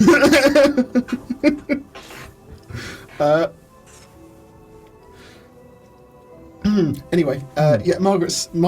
She's still on the chair, and she's stopped. She's switched to water, but you know where the pantry is, young man. I think you could probably fry yourself some bacon if you wanted it, but I think you probably want to listen to these two first. And that's when I assume they both come in, and it's like, oh, good, you're here. We are on the move. Why are we on the move? Well, it we took seems out the that... creature. Yes, but it seems that, well, for obvious reasons, Dr. Bryce has taken the whole thing very personally and has decided to go first. She has headed off to Carfax more or less on her own, and we have to catch up with her. Listen, Bones. That's what Just I so. said. Lots of good decisions being made today. Oh, he doesn't know about. Oh dear. No, What? well, you will see for yourself soon enough, I think. Fair? You know what? Fair. I am not going to allow a few bad decisions on the part of my dear companions to overturn the canoe of my new serenity. I'm still... What did you... Will... You know what? Oh... So I want to see where it would take you. We're going to put a pin in that. So Big golden pin. my turn to do a bit of artistic license, if I can. Am I right in saying that Tristan, our dear friend Tristan, is still somewhat under the influence of hallucinogens? Probably. Oh, no. Excellent. Oh Excellent. no. So,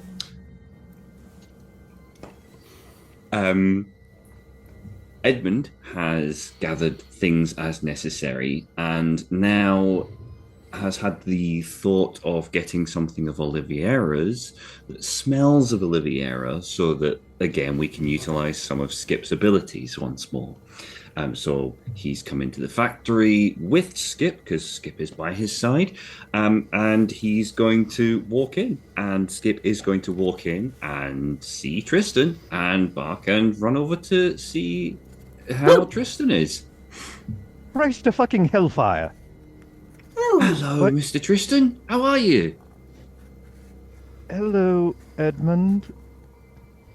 And he like reaches out and just like taps Edmund on the cheek to make sure that he's real, and then looks down and taps Skip on one of his cheeks. Okay. The hallucinations shouldn't be that convincing at this point. Well, we had a conversation, as you remember. About necromancy? Well, no, come on now. This is science. And so, yeah, we had a conversation about the art of the potential you may or may not recall in your current state. But, yes, and spurred on in my educative standards as I was by yourself, along with the intentional or otherwise steer from our good friend Dr. Rice, I figured why not explore the art of the possible. And it turns out the art of possible is Skip as we live and breathe. And apparently as he does as well. Yes. Somewhat? Mostly. Mostly. I See? have decided not to be bothered by this. And I'm alright with that mistake. Awesome. Wonderful. Yeah, I've made worse ones. Wonderful. So we're after Oliviera then? Well, yes. So my thinking is that now we've got Skip, well, it might be worth having something of hers that he can smell in case we to track her down wherever we get where we're going. Might be useful. Wonderful idea, capital idea. The only thing I would say, and I feel very confident about this one, has Miss Sato seen what you've done? Not yet. I'm sure she'll be fine. I see no reason why she wouldn't be. I would, perhaps, for my sake. You must understand, for mine. Selfish. Anything for you, Mr. Tristan. Anything at all. She has overexerted herself so dearly and so direly. But perhaps this would be another day's discovery for her. Oh, of course. Yes, that's a very good idea. I do believe she's currently abed at the moment, so as long as we're not too loud, we should be all right. All right, then I'm going to go get the things that I need so quickly and so quietly, and then we shall all be leaving, including Skip? Yes, of course. I've got. Don't worry. And he indicates a bundle under his arm. I've got a coat for him, so he won't look quite so out of place. All dogs have coats, he says, and then he leaves. Some dogs, Edmund says to the room in general, I learned have double coats, which means Summer Skip is double coated and will now be triple coated when I put this on him as well. Tristan has already left the room. He is already 2 flights up with his long ass legs. Is Margaret still there with the whiskey? Yeah, actually, having that been said, she's just poured a glass and just slid it over towards Nathaniel. Yeah, Nathaniel's having another one. This is not only because of that little tidbit factoid, but because thank you for letting me know that there are 2 co-conspirators that Nathaniel needs to be pointing his rage towards for putting this idea into poor innocent Edmund's head. I'm gonna go and wrap up some pies for you, and then I'm gonna fry up some of that bacon that Tristan mentioned, and then I'm going to sleep. A wise decision. Well, if you're doing all that, I will sort some tea for us all. I will bitch the pot, as they say. Do they say that? It was Victorian slang, yeah. Victorian slang. Dang. I think we should bring it back. Yeah. What was that? Bitch the pot is to make the tea.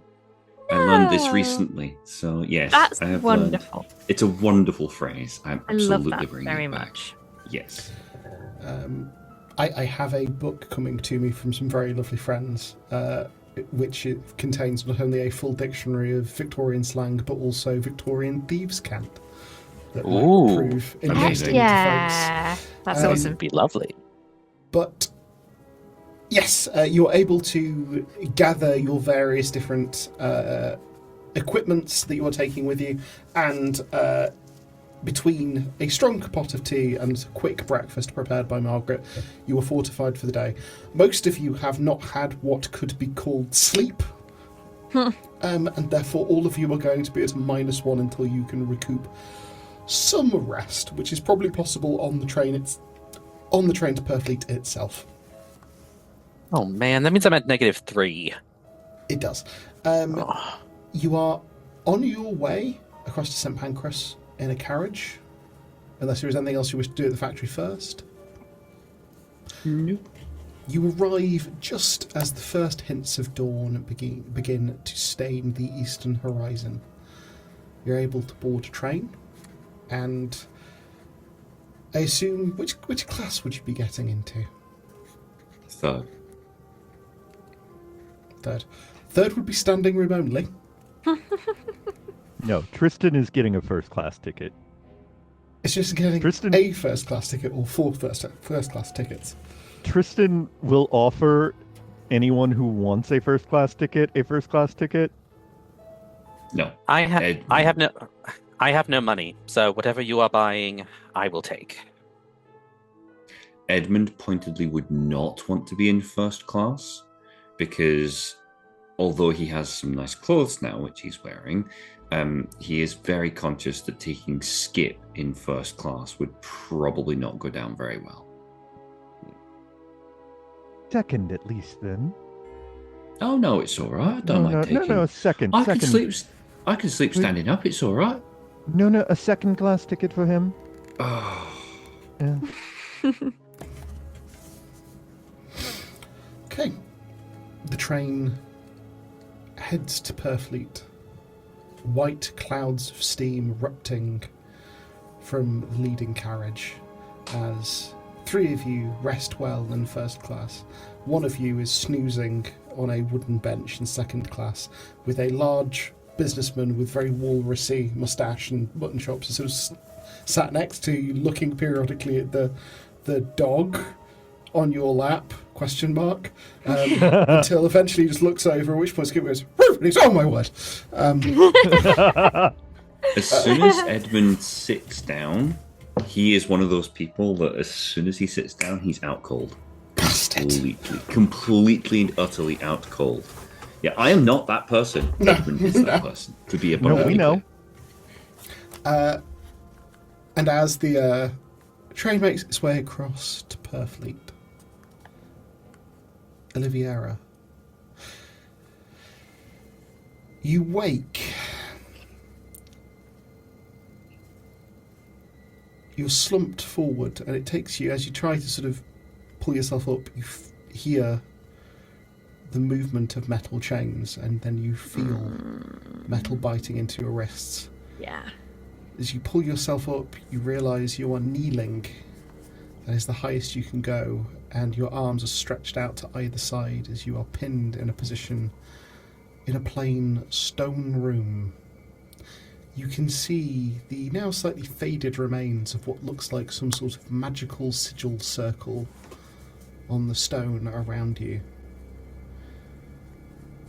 Looking around, you can see where there is still the burnt remnants of herbs where censers stood in the memory plate you saw of the horrible ritual being conducted on a man in a straitjacket. You look up above you to see there is a small grate in the ceiling, whichever mist or vapour was being drawn from him is clearly intended to be siphoned through. The room is empty and dark, but for the light passing through the bars on the heavy oaken door in front of you.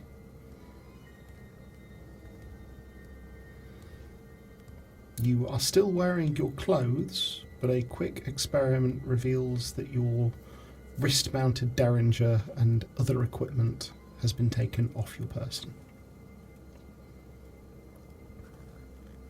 What do I have on me still, equipment-wise? Your clothing.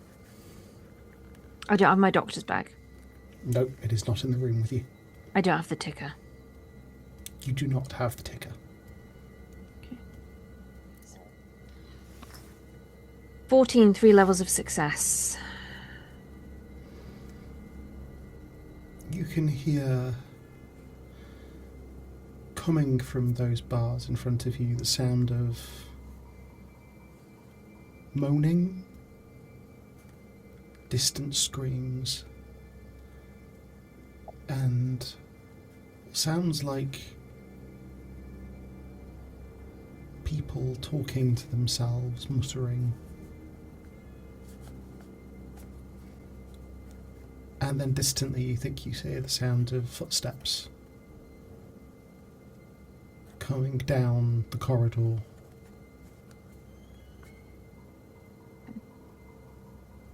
Two sets.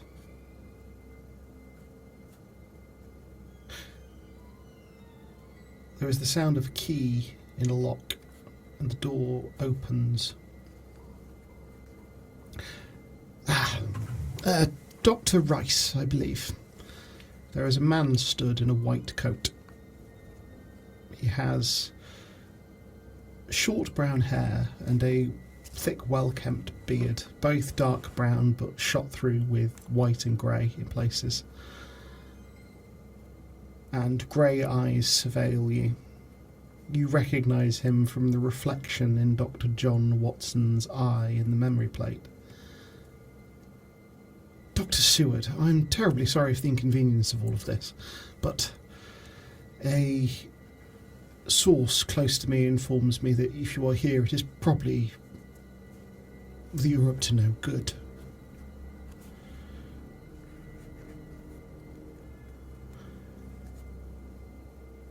Why are you here, Dr. Rice?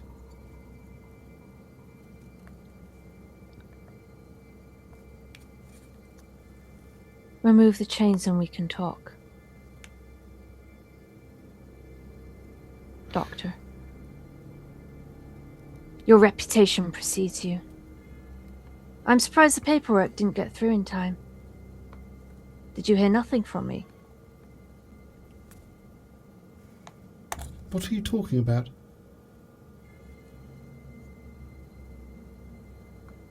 I petitioned to come and review your methods as an observer. Out of game, what was the name of the gentleman who fell through the window? Dr. Whitlock. Would he be perhaps a mutual friend of Dr. Seward? Or someone Dr. Seward knew of? You have no way of knowing. I consulted and was a student for some time of Dr. Whitlock. He recommended that I observe your practice. And so on coming back from America, I sought to do so. I sent many letters. Did none of them reach you?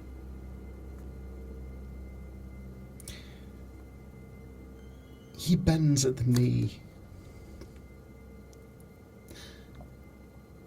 You would do well to disabuse yourself of the notion that I don't know precisely who you are and what you have done.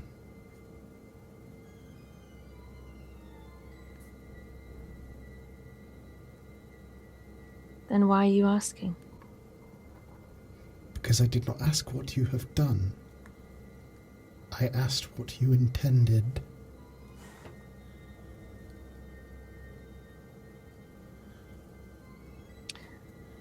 Out of game, you said 2 sets of footsteps. Has the other one also arrived?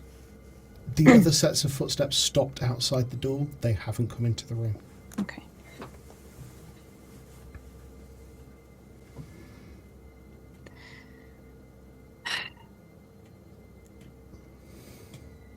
I apologize, Doctor.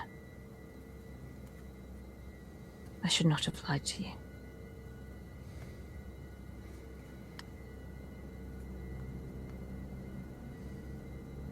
The truth is, nobody knows why I'm here. I haven't told any of them. You know who they are, if you've been following what I've been up to as closely as you seem to have. I have been reliably informed. I escaped at the crack of dawn, leaving only the vaguest of notes.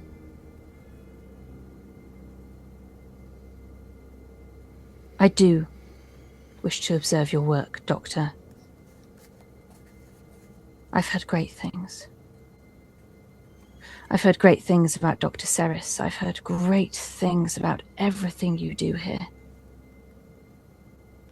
Things that they would never approve of.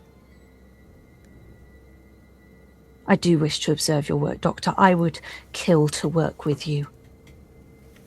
But first, I wish only to talk, to hear more about what you're achieving here. Make me a willpower influence roll.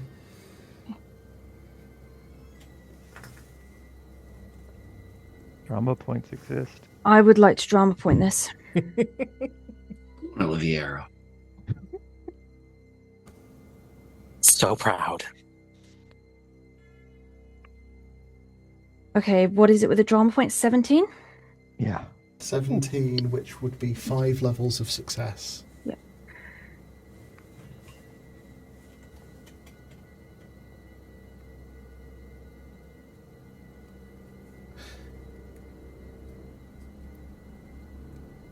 That is an intriguing proposition, Doctor. I have admired your work from afar as well, albeit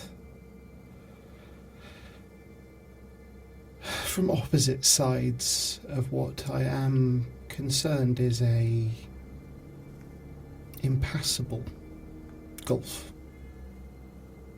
One must keep up appearances for a while, Doctor.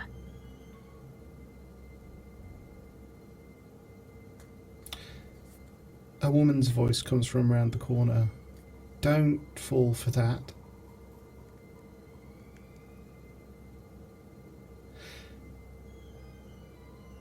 John, darling, please. And Lucy rounds the corner and steps into the room. You know, you're good enough that if they got you at just the right age, you'd have made an amazing girl for Miss Radcliffe.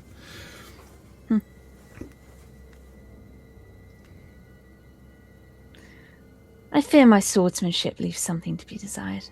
Oh, that can be taught. But lying? Manipulation? Oh no, there has to be a natural gift there.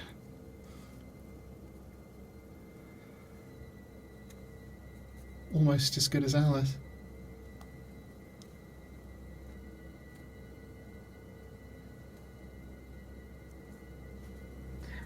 I would like Oliviera to use the sight. But not for the sake of using the sight. I want them to see her eyes when she uses it. You see, there is,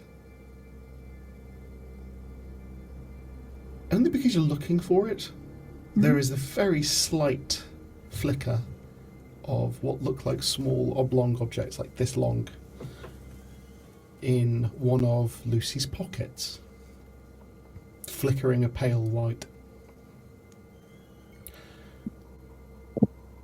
Dr. Seward has a vaguely blue object in his pocket, which appears to be the shape of a pocket watch.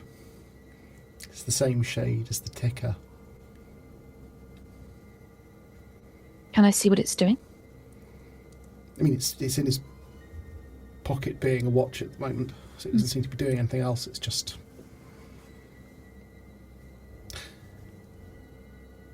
As you do that, there is a sharp intake of breath from Dr. Seward. Oh, those eyes.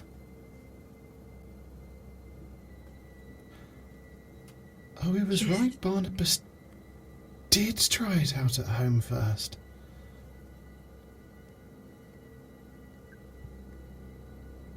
You think I'm lying to you? do. I trust Lucy. But those eyes... Oh, I do need to tell you about what's happened here. I do need to tell you about the work. And Lucy goes, no, you don't understand. My dear, you're part of it. There we go. She is trying, she is pushing everything down. She cannot let this break.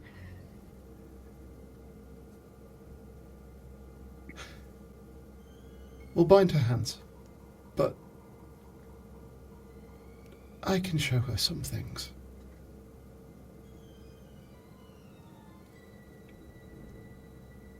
To think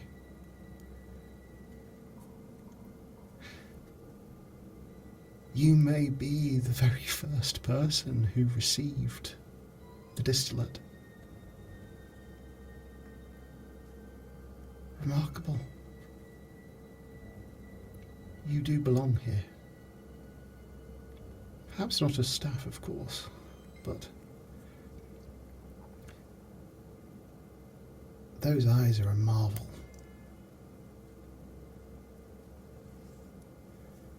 The way he says it makes your skin crawl.